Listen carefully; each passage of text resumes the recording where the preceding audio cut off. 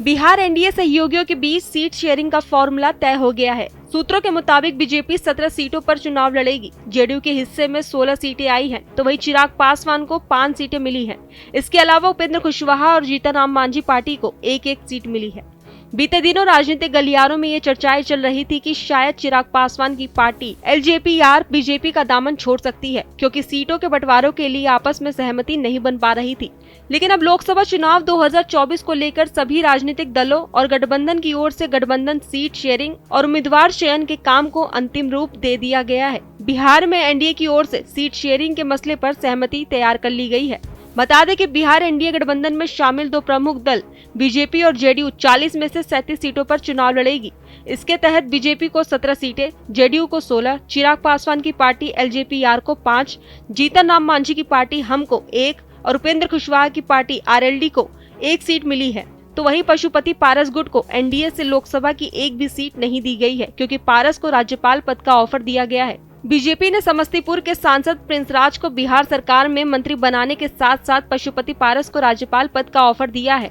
तो वहीं अब सीट बंटवारे के बाद चिराग पासवान ने क्या कहा, सुनिए। पर चुनाव को लेकर, लोकसभा चुनाव को लेकर आज जब सीटों का बंटवारा हो चुका है, गठबंधन का स्वरूप पूरी तरीके से तैयार हो चुका है, तो इस मौके पर मैं केंद्रीय गृह मंत्री आदरणीय अमित शाह जी का, आदरणीय जेपी नड्डा जी का भी अपनी तरफ से, अपनी पार्टी के हर एक कार्यकर्ता की तरफ से उनका भी मैं धन्यवाद करता हूं। आने वाले दिनों में लोक जनशक्ति पार्टी रामविलास सिर्फ और सिर्फ एक ही लक्ष्य के साथ इस रण में उतरेगी कि बिहार की 40 सीटें हमारा एनडीए गठबंधन जीतेगा और देश में 400 सीटें जीतने का जो लक्ष्य है, ईमानदारी से मैं बोलूं, मुझे कई बार ये लक्ष्य छोटा भी लगता है और ये ओवर कॉन्फिडेंस नहीं है।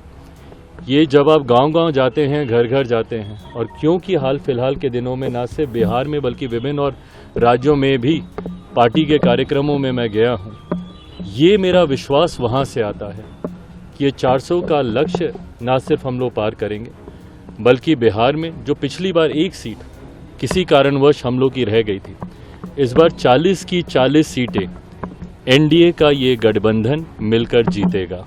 बता दें कि 2019 के लोकसभा चुनाव में एनडीए ने 40 में से 39 सीटों पर जीत हासिल की थी। इस बार एनडीए ने सभी 40 सीटों पर जीत का लक्ष्य रखा है। इसके लिए बीजेपी ने अपनी पूरी ताकत लगा दी है।